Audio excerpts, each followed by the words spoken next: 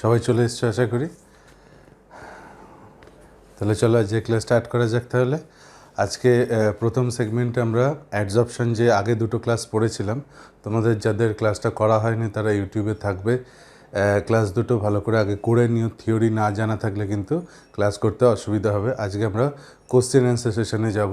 IIT জ্যামে previous ইয়ার্সে যা question এসেছিলো ফার্স্ট আজকে আমরা সেটাকে সলভ করব। বলে রাখা ভালো যে 2005 থেকে আইআইটি জ্যাম 2020 অবধি যদি কোশ্চেন পেপার দেখো তাহলে 2013 পর থেকে অ্যাডজর্পশনের কোশ্চেন আসা শুরু হয়েছে, তার আগে কোনো কোশ্চেন ছিল না। ফলে সেই জন্য অ্যাডজর্পশনের কোশ্চেন মানে এমসিকিউ টাইপ কোশ্চেন ছিল না। আগে বড় কোশ্চেনও থাকতো, তার সাথে লং অ্যান্সার টাইপ কোশ্চেন থাকতো, তার সাথে এমসিকিউ থাকতো। 2015 থেকে পুরোটাই এমসিকিউ এমএসকিউ বা নেট সিস্টেমে চলে গেছে, বড় কোশ্চেন বন্ধ করে দিয়েছে।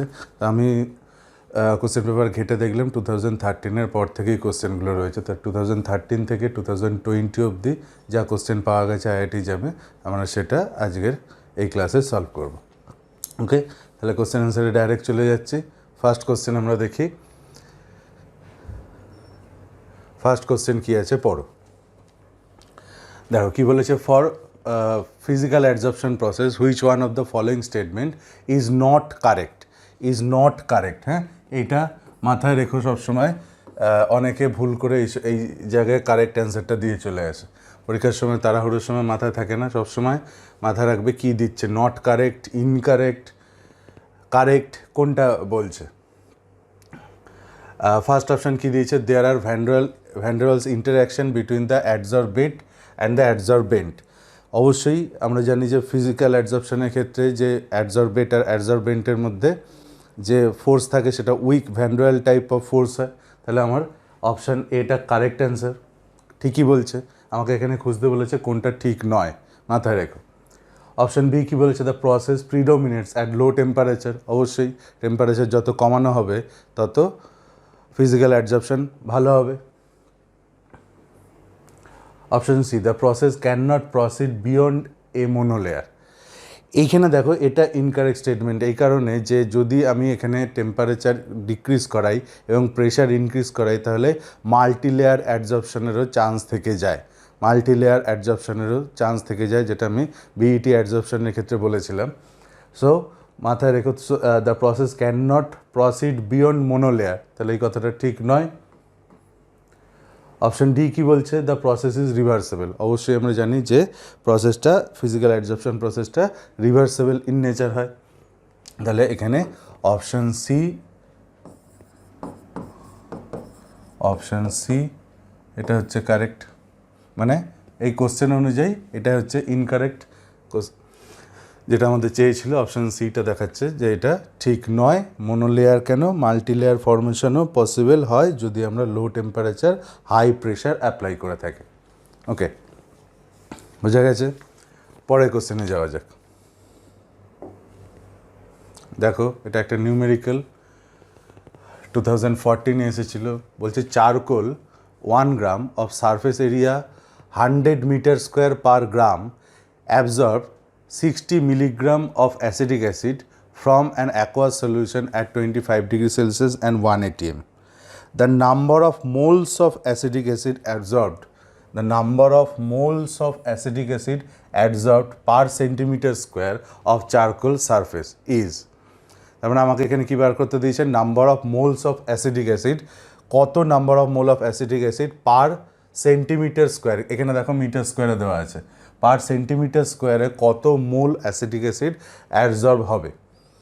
তাহলে দেখো এখানে নর্মালি x/m ফ্রেন্ডলি অ্যাডজর্পশন আছে, তোমার মনে আছে x/m করেছিলাম। এখানে x কত, এখানে 60 মিলিগ্রাম। তাহলে এখানে আমি বলতে পারি amount of acetic acid absorbed, amount বলছি এখনও মোলে যায়নি, ইকুয়ালস টু কী লিখতে পারি আমি, 60 মিলিগ্রাম ডিভাইডেড বাই এত গ্রাম অ্যাবজর্ব হয়েছে কত সারফেস এরিয়ায়, 100 metre square.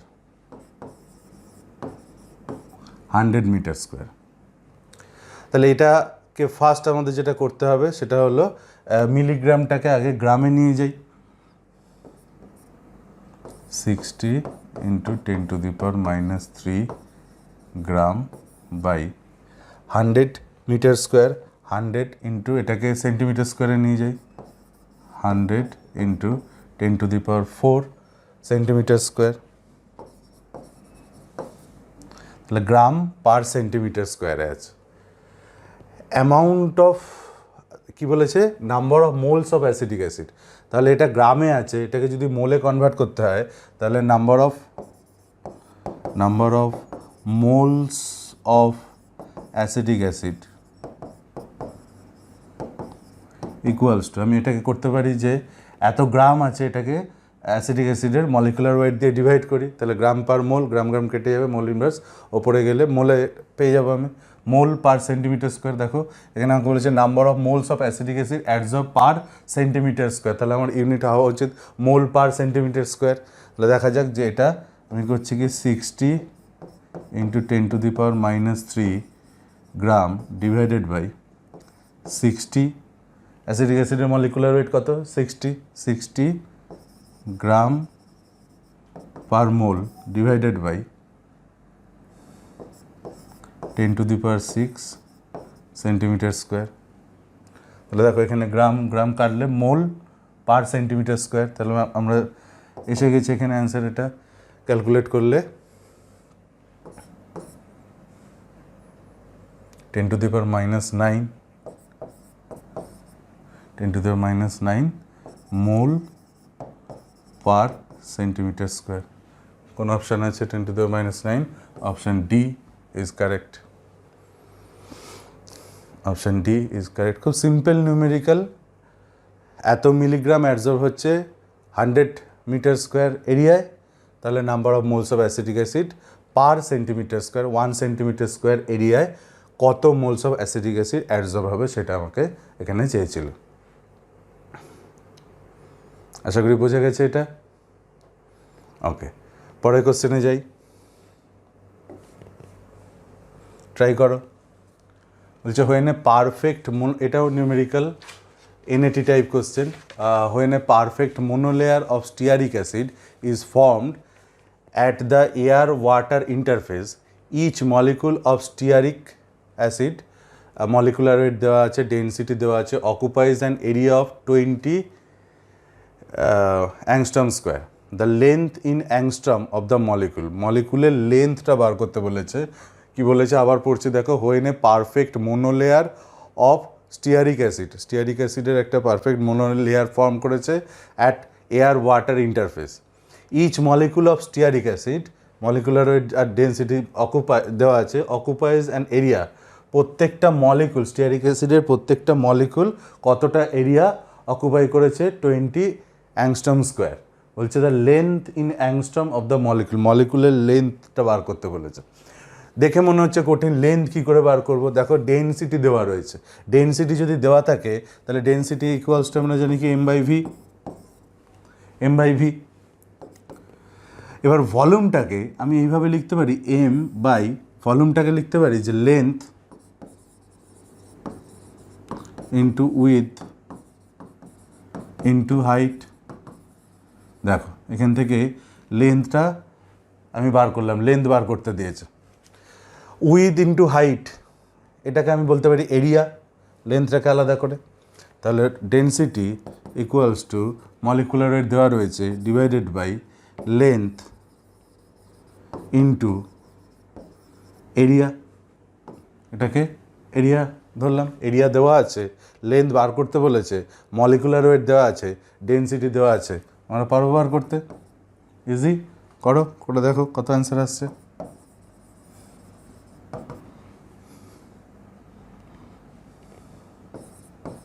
(284 gram per mole divided by density 0.94 gram per centimeter cube into 20 angstrom square area, 20 angstrom মানে 10 to the power minus 8 centimeter per square.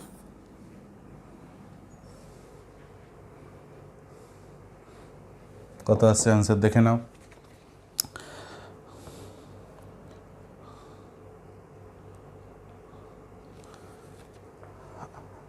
আচ্ছা, এখানে ইউনিটটা একটু দেখতে হবে, লেন্থ সেন্টিমিটারে আসবে, তাহলে অবশ্যই মাস যেহেতু বলেছে মাসটাকে, এটা মলিকুলার ওয়েট দেওয়া আছে গ্রাম per mole divided by Avogadro number করা উচিত আমাদের, ইনটু অ্যাভোগাড্রো, নিচে অ্যাভোগাড্রো নাম্বার দিয়ে ডিভাইড করে দেবো। তাহলে কি অ্যাভোগাড্রো নাম্বারের ইউনিট মোল ইনভার্স কেটে যাচ্ছে, গ্রাম কেটে যাচ্ছে, সেন্টিমিটার স্কোয়ার পার সেন্টিমিটার কিউব কাটলে সেন্টিমিটার ইনভার্স, ওপরে উঠে গেলে সেন্টিমিটার, তাহলে আমার লেন্থটা সেন্টিমিটার ইউনিটে আসবে। এখানে অ্যাংস্ট্রমে দিয়েছে, সেন্টিমিটারে বার করো, 10⁻8 সেন্টিমিটার ইকুয়ালস টু 1 অ্যাংস্ট্রম।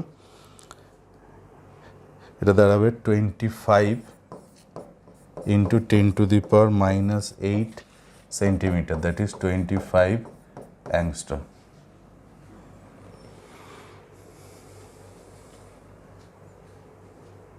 ঠিক আছে, এই জায়গাটা বোঝা গেছে। যেহেতু দেখো ইউনিটটার দিকে আমি তাকালাম, মলিকুলার ওয়েট দিয়ে, mass per unit volume normally, molecular weight নয়, মলিকুলার ওয়েট দিয়ে যেহেতু লিখেছি, আমাকে প্রথমে এখানে অ্যাভোগাড্রো নাম্বারটা করে নিতে হতো, তাহলে আমরা মাসটা পেয়ে যেতাম, কারণ মাস অফ ইচ মলিকুল আমাদের জানা দরকার। এখানে বলেছে each molecule of stearic acid. বোঝা গেছে অ্যাভোগাড্রো নাম্বার দিয়ে কেন ডিভাইড করলাম? ওকে, ঠিক আছে। পরের কোশ্চেনে যাই। দেখো পরের কোশ্চেন 2016-এর বলছে ট্রু স্টেটমেন্টসও হতে পারে অ্যাবাউট ল্যাংমুর অ্যাডজর্পশন আইসোথার্ম ইজ আর, মানে এটা এমএসকিউ টাইপ কোশ্চেন। এখানে দেখেই বোঝা যাচ্ছে, তোমরা কোশ্চেন পেপার দেখলেই, সেটা তো সেই সেকশন আলাদা করা থাকে এমএসকিউ সেকশন, সেটা মানেই বুঝবে যে এক বা একের বেশি অ্যান্সার কারেক্ট হতে পারে।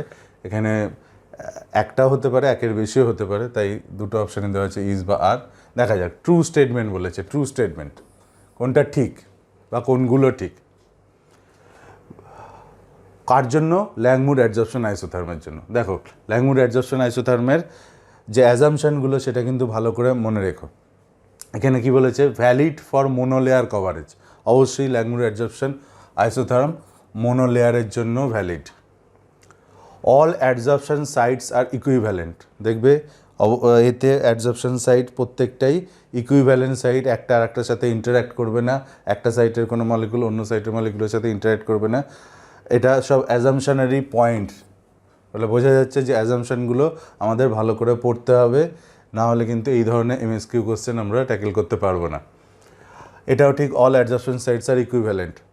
3 নম্বর কী বলেছে? There is dynamic equilibrium between free gas and adsorb gas. অবশ্যই there is rate of adsorption equals to rate of desorption, এটাও ঠিক। অপশান ডি কী বলেছে? Adsorption probability is independent of occupancy at the neighbouring site. অবশ্যই একটা site আর একটা সাইটের সাথে ইন্টারাক্ট কোনোভাবেই করবে না, ফলে অপশান 4টাও এখানে কারেক্ট। তাহলে এ বি সি ডি এখানে 4টে অপশানই কারেক্ট দাঁড়াচ্ছে।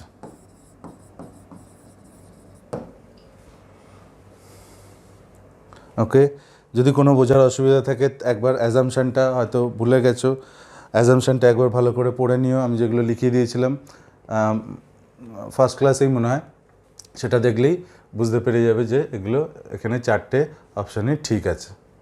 ওকে, নেক্সট কোশ্চেনে যাচ্ছি। কোশ্চেন নাম্বার 5 বলছে the adsorption of a gas follows Langmuir isotherm with K equals to 1.25 kilopascal inverse at 25 degrees Celsius. At 25 degrees Celsius, the pressure in Pascal at which surface coverage is 0.2. দেখো এখানে theta দিয়ে দিয়েছে 0.2, তাই না? Surface coverage মানে ল্যাংমুর অ্যাডজর্পশন বলছে, তাহলে theta এখানে 0.2 দেওয়া রয়েছে। থিটা যদি 0.2 বলেছে, এখানে কোশ্চেন কী করেছে? বলছে adsorption of a gas follows Langmuir adsorption isotherm with K value দেওয়া আছে অ্যাট 25 ডিগ্রি সেলসিয়াস। প্রেশার কত? আমাকে এখানে প্রেশার কত বার করতে বলেছে। তাহলে প্রেশারের একটা ফর্মুলা আমরা পড়েছিলাম, P equals to theta by 1 minus theta into 1/k। আশা করি দেখছো অ্যাপ্লিকেশনটা কোথায় দিচ্ছে, ডাইরেক্ট ফর্মুলায় দিচ্ছে, অ্যাজামশানে দিচ্ছে। ডেরিভেশন এখানে ইম্পর্টেন্ট না, ফর্মুলাগুলো বেশি ইম্পর্টেন্ট। তো pressure equals to theta by 1 minus theta into 1/k। যার প্রবলেম হবে তারা আগের ভিডিও দেখো, তাহলেই বুঝতে পারবে। Theta by 1 minus theta into 1/k। দেখো কে দেওয়া রয়েছে, থিটা দেওয়া রয়েছে, প্রেশার বার করতে বলেছে, অবশ্যই প্রেশারটা পাস্কেল ইউনিটে বার করতে হবে। তাহলে আমি ভ্যালু বসাই, পি ইকুয়ালস টু থিটা দিয়েছে 0.2 divided by 1 minus 0.2 into 1 by, ইউনিটটাও এখানে important, K 1.25 kilo pascal inverse. আমি ওপরে নিয়ে গিয়ে শুধু কিলো পাস্কেল লিখছি। এবার লক্ষ্য করো যে এখানে পাস্কেলে চেয়েছে, এখানে কিলো, আলটিমেট এটা তো এখানে কোনো ইউনিট নেই, এটা আমাকে পাস্কেলে নিলে তবেই আমি প্রেশারটা পাস্কেলে পাবো। তাহলে অবশ্যই এটাকে পাস্কেলে আমি কনভার্ট করে নিচ্ছি। P equals to 0.2 divided by 0.2 divided by 0.8 into 1000 by 1.25 pascal. ঠিক আছে, এবার এটাকে কাটাকুটি করলে কি অ্যান্সার আসে দেখো, 4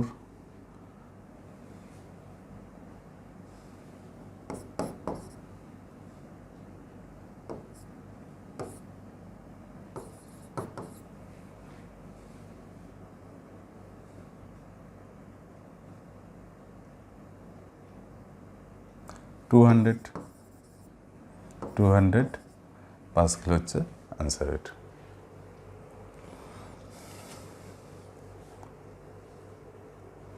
simple problem but formula based, IIT জ্যামে এসছে, বুঝতেই পারছো যে এগুলো আমাদের কাছে কতটা ইম্পর্টেন্ট, ফর্মুলাগুলো মনে রাখা। চলো, আশা করি হয়েছে এটা। পরের প্রবলেমে যাচ্ছি, পরের নেক্সট প্রবলেমে যাই। হয়েছে এটা, চলো নেক্সট প্রবলেম। এটা খুব সোজা প্রবলেম, 2018-এর। For adsorption of gas on solid surface, the plot that represent Freundlich adsorption isotherm. Freundlich adsorption isotherm কী ছিল? x/m। দেখে বুঝতে পারছো? Option D correct. যারা পড়েছো তারা অবশ্যই পারবে। x/m equals to k into p to the power 1/n।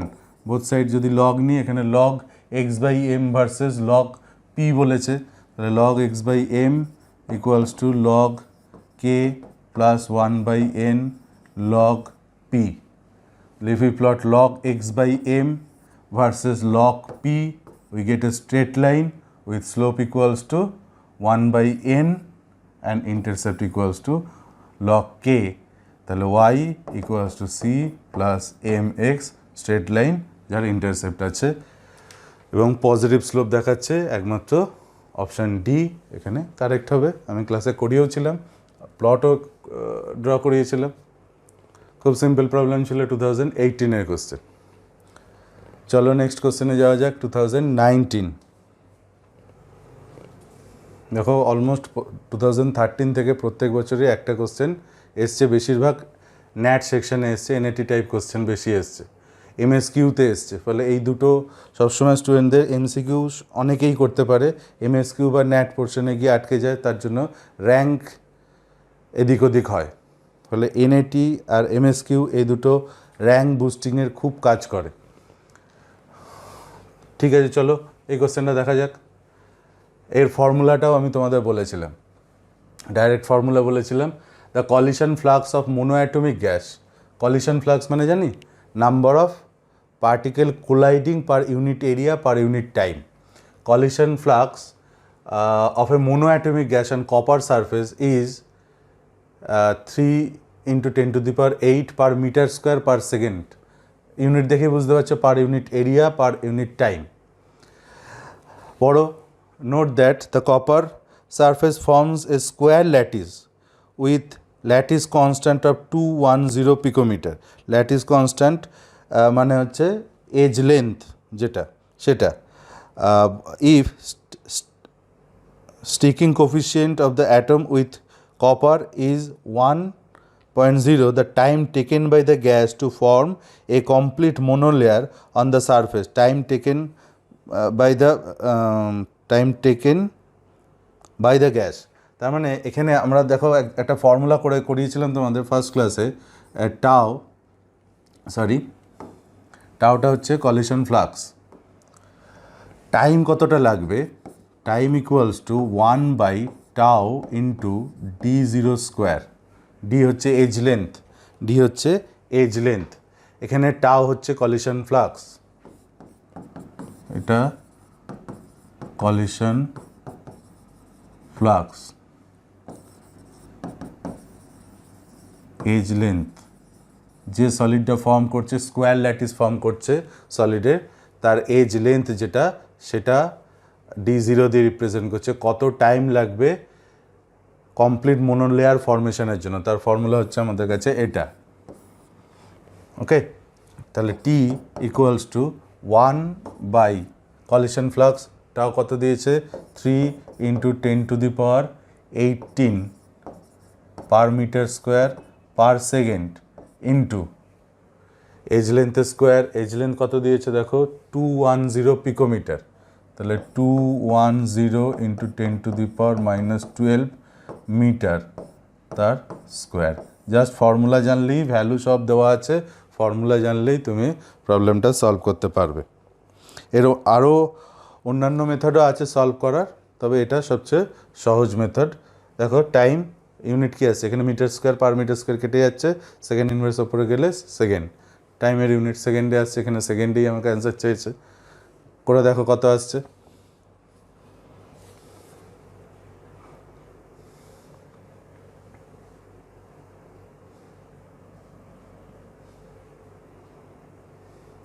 করে দেখো কত আসছে, এটা আসবে 7.55 second, 7.55 second, rounded off to 1 decimal place, so 7.5 আমরা এখানে অ্যান্সারে লিখব। এটাও কিন্তু মাথায় রেখো যে জ্যামে কিন্তু এইটা এনএটি সেকশনে মেনশন করে দেয় যে পয়েন্টের পরে ক ঘর অবধি আমাদের অ্যান্সার লিখতে হবে, ফলে এটাও কিন্তু মেনটেন করো। ওকে, বোঝা গেছে। ডাইরেক্ট ফর্মুলা বেসড এটা ছিল 2020-র লাস্ট কোশ্চেন। দেখো এটা 2020 কোশ্চেনটা, এটাও এনএটি টাইপের কোশ্চেন, তার মানে অ্যানালিসিস করলে বুঝতে পারবে এই চ্যাপ্টারে এনএটি টাইপ কোশ্চেন বেশি দেয়। এমএসকিউ টাইপ কোশ্চেন একবার দুবার দিলে ওই অ্যাজামশনের উপর বেস করেই দেয়। আচ্ছা, কি বলেছে? A film of stearic acid partially covers the water surface in a container. Stearic acid water সারফেসে একটা পার্শিয়ালি কভার করে। The work needed to decrease this coverage by 1 centimetre square. যতটা কভার করে আছে সেখান থেকে 1 সেন্টিমিটার স্কোয়ার কভারেজ কমাতে যে ওয়ার্ক ডান লাগে সেটা হলো 25 × 10⁻⁻7 joule. The surface tension in Newton per meter of the film is, আচ্ছা দেখো স্টিয়ারিক অ্যাসিড, এই ধরনের অ্যাসিড কী হয়, সারফেস টেনশন ডিক্রিজ করিয়ে দেয়। মনে আছে গিবস অ্যাডসর্পশন আইসোথার্মে আমরা পড়েছিলাম। স্টিয়ারিক অ্যাসিড, এই ধরনের organic acid surface tension decrease করে, এদের কনসেন্ট্রেশন যত বাড়বে তত সারফেস টেনশন ডিক্রিজ করে। এরা সারফেস ইনঅ্যাক্টিভ সাবস্টেন্স হয়, সারফেস অ্যাক্টিভ সাবস্টেন্স হয়, সারফেস টেনশনটাকে এরা ডিক্রিজ করায়। তাহলে এই দিক থেকে আমরা যদি দেখি ওয়ার্ক ডান বলেছে, এটা সারফেস টেনশন চেয়েছে, তাহলে খুব simple, work done DW equals to gamma into DA। Work done surface টেনশনের ফর্মুলা আমরা জানি যে সারফেস এনার্জির ফর্মুলা কী হয়, work done equals to surface tension into change in surface area. W equals to surface tension gamma into change in surface area, এইটা হচ্ছে আমাদের রিকোয়ার্ড ফর্মুলা। এবার দেখো ওয়ার্ক ডানের ভ্যালু কত দিয়েছে, ওয়ার্ক ডানের ভ্যালু দিয়েছে 25 × 10⁻⁻7 জুল ইকুয়ালস টু গামা বার করতে বলেছে। যদিও আমাদের এখানে একটু ট্রিক্স আছে, সবাই ভাববে শুধু এই ফর্মুলাটা ইউজ করেই অ্যান্সার হবে, তার নয়। Work done equals to gamma into change in surface area কত দিয়েছে 1 সেন্টিমিটার স্কোয়ার, এদিকে জুলে আছে 1 সেন্টিমিটার স্কোয়ার, এটাকে আমরা মিটার স্কোয়ারে নিয়ে চলে যাব 1 × 10⁻⁻4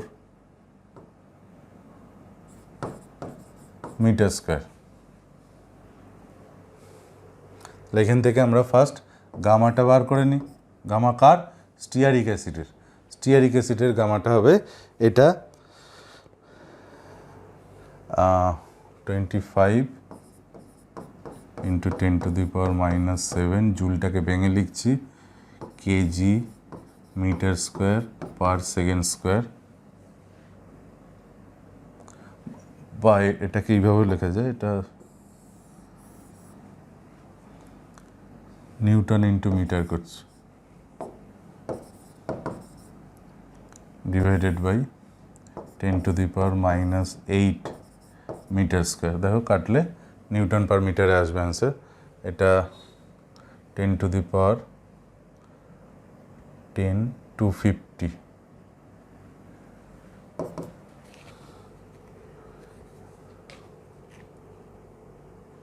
ওহো, সরি, একটা জায়গায় ভুল হচ্ছে। এটা তো স্কোয়ার ছিল না। চেঞ্জ ইন সারফেস এরিয়া এত মিটার স্কোয়ার, তাহলে এটা 10⁻⁴ থাকছে, 10⁻⁴ থাকছে, তাহলে এটা থাকবে 25 × 10⁻⁻3, that is 0.025 newton per metre. কিন্তু বলেছে এখানে surface tension of pure water দেওয়া রয়েছে। স্টিয়ারিক অ্যাসিড, দেখো স্টিয়ারিক অ্যাসিডের সারফেস টেনশন এটা, স্টিয়ারিক অ্যাসিড থাকা অবস্থায় সারফেস টেনশন ওয়াটারে ডিক্রিজ করবে। তার মানে সলিউশনটা যে সারফেস টেনশন সেটা যদি পিওর ওয়াটার থাকতো তাহলে 0.072 নিউটন পার মিটার হতো। In presence of stearic acid তার সারফেস টেনশন কত হবে? এটা থেকে এই পোর্শন ডিক্রিজ করিয়ে দেয়, তাহলে এটা থেকে এটাকে বাদ দেবো। দেয়ারফর ডেল মানে change in surface tension equals to 0.072 minus 0.025.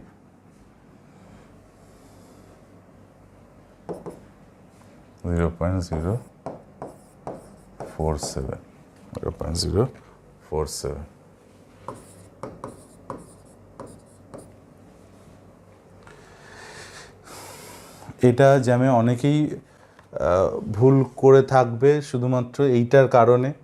যখন অ্যান্সার কি পাবলিশ হয় তখন দেখা যায় অ্যান্সার কিতে 0.047 আছে, সেখান থেকেই, কারণ এখানে কোশ্চেনটা দেখে অনেকেই একটু ভুল বুঝতে পারবে যে surface tension of the film is, এবার ফিল্মের মধ্যে ওয়াটারও আছে আর স্টিয়ারিক অ্যাসিডও আছে, ফিল্মের মধ্যে ওয়াটারও আছে, স্টিয়ারিক অ্যাসিডও আছে।